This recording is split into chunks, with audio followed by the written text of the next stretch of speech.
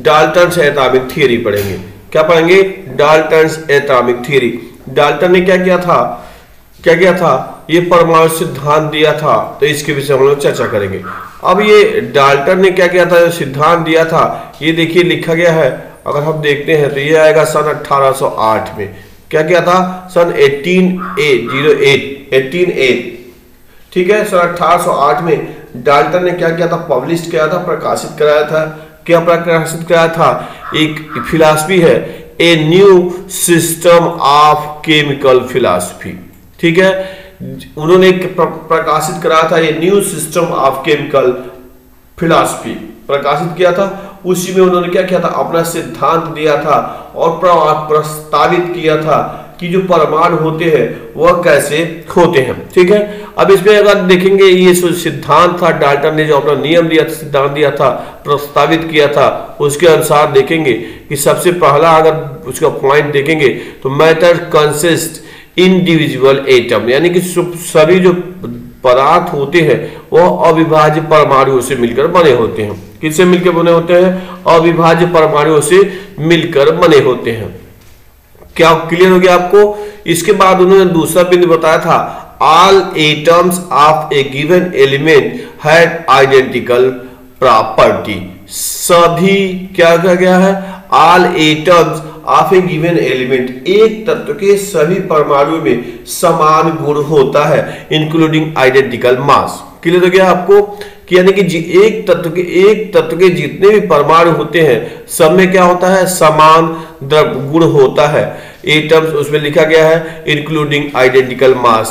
Clear हो गया? समान द्रव्यमान भी रहता है। एटम्स ऑफ डिफरेंट एलिमेंट्स, यानी कि भिन्न भिन्न तत्वों के जो परमाणु होते हैं, हैव डिफर इन मास, यानी कि वो क्या होते हैं? डिफर कहते हैं, भिन्न भिन्न गुण वाले होते हैं। वही चीज हो गया कि एक पदार्थ, एक तत्व के जितने भी परमाणु होंगे सब में क्या होंगे? गुणों में समान होंगे, और भिन्न भिन्न तत्वों के जो परमाणु होंगे वह गुणों में क्या होंगे?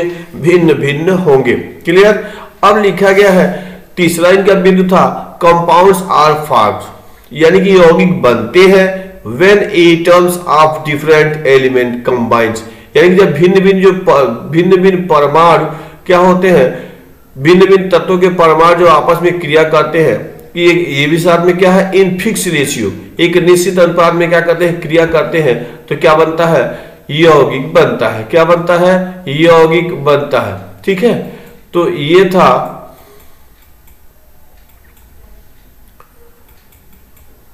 क्लियर। अब और देखेंगे, अब आगे लिखा गया है चौथा जो बिंदु है, केमिकल प्रॉपर्टी। क्या हो गया ये चौथा? केमिकल रिएक्शन, यानी कि जो रासायनिक अभिक्रिया होती है वो कैसे होती है? इन्वॉल्व रीऑर्गेनाइजेशन, यहां ध्यान देने की बात है, रीऑर्गेनाइजेशन ऑफ एटम।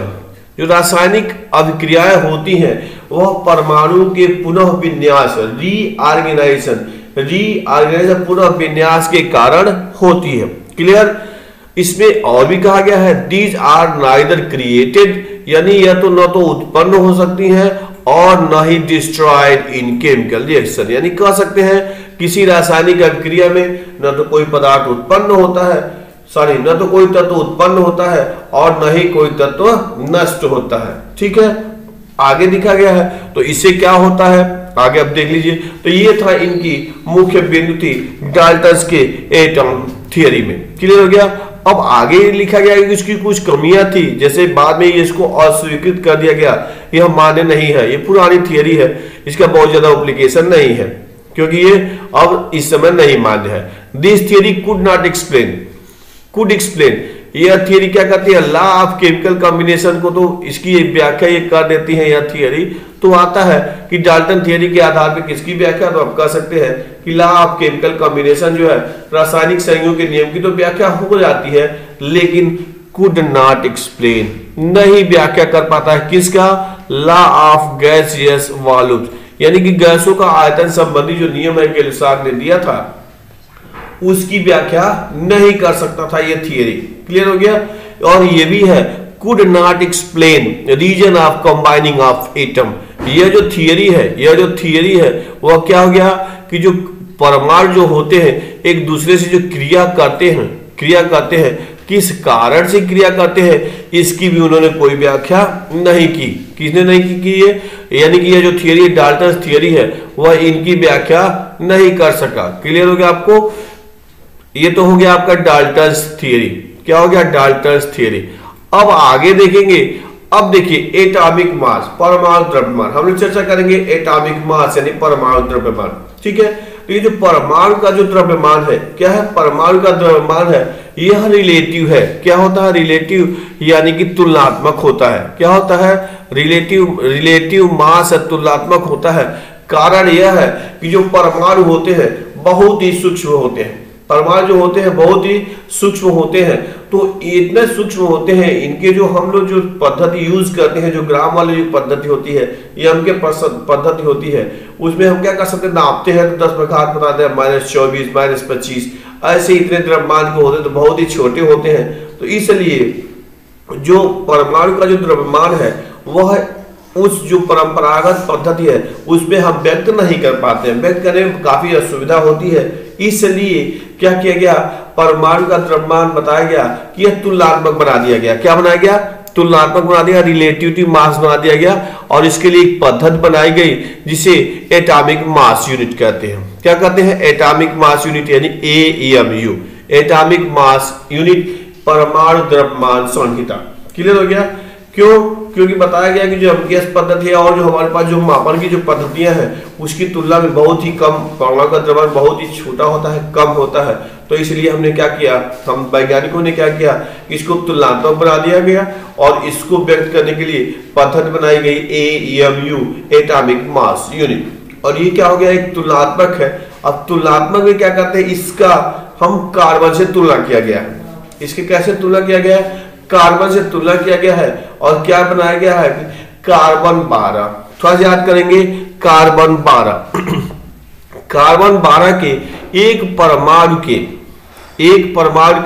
भार के 12वें भाग को ये लिखा गया 12th, 12वें, 1/12 मास। ठीक है, यानी कार्बन 12 के एक परमाणु के भार का 12वां भाग को मानक माना गया। फिर समझिएगा, कार्बन 12 के एक परमाणु के भार के 12वें भाग को मानक माना गया और उसे ही एक AMU कहते हैं। क्या कहते हैं? एक AMU कहते हैं। क्लियर? तो आप अगर करेंगे थोड़ा सा अगले कॉन्सेप्ट पे हम लोग देखेंगे कि जो मूल कॉन्सेप्ट है अणु परमाणु की संख्या से हम लोग क्लियर करेंगे। तो कार्बन 12 का कार्बन 12 में परमाणु की संख्या होगी 6.023 × 10⁻23। एक मोल संख्या होती है, तो 12 ग्राम में कितने परमाणु हुए? 6.023 × 10⁻23 होते हैं। अब उसके एक परमाणु के 12वें भाग को मानक माना गया, यानी कि उस परमाणु के से 12 से भाग दे देंगे आपको एक AMU आ जाएगा। क्लियर हो गया आपको कि एक AMU क्या हो गया कि कार्बन 12 के एक परमाणु के परमाणु भार के 12वें भाग को, कौन भाग को? 1/12 यानी कि 12वें भाग को मानक माना गया और उसे ही एक AMU कहते हैं। अब इसी से किसी भी परमाणु की भार की तुलना करते हैं। अब यदि आप कैलकुलेट करेंगे, क्या करेंगे? कैलकुलेट करेंगे तो एक AMU बराबर 1.66056 × 10⁻24 ग्राम होता है। ये आप याद कर सकते हैं। एक AMU बराबर कितना हो गया? 1.66056 × 10⁻24 ग्राम होता है एक AMU बराबर। अब देखते हैं कि जो क्या हो गया कि एटॉमिक मास ऑफ हाइड्रोजन का जो होता है वह 1.6736 × 10⁻24 ग्राम होता है। अब ये ग्राम है तो इसको हम AMU में बदल सकते हैं। इसको जब बदलेंगे तो AMU में बदलने के लिए ग्राम में है और एक AMU बराबर हमारे पास जो आया है वो 1.66056 × 10⁻24 होता है। हम इसमें भाग दे देंगे। इसे क्या करेंगे? भाग दे देंगे जो AMU वाला जो है एक AMU से, तो ये आ जाएगा, इतना हो जाएगा, एक 1.0080U आ जाएगा। तो एक हमने क्या किया था, जैसे हमने बताया था कि एटॉमिक मास ऑफ हाइड्रोजन का कितना होता है? 1.6736 × 10⁻24 क्या ग्राम। 24 क्या हो गया, ग्राम हो गया। तो अब इसको हमको AMU में बदलना है। तो एक AMU के लिए बराबर हम लोग के पास कितना आया, 1.66056 इंटू 10⁻⁻⁴ 24 ग्राम होता है। ये ग्राम में है और ये भी ग्राम में है, तो इसको हम AMU में बदलेंगे तो क्या हो जाएगा, ये हो जाएगा आपका सीधे इसमें से भाग दे देंगे और डिवाइड भाग दे देंगे, तो ये संख्या आ जाएगी आपका कि 1.0080 AMU। क्लियर हो गया। तो इस हिसाब से यहाँ U लिखा गया है। अभी हम लोग चर्चा कर रहे हैं कि जो U है उसको अब बदल के जो AMU है उसके लिए U कर दिया गया है।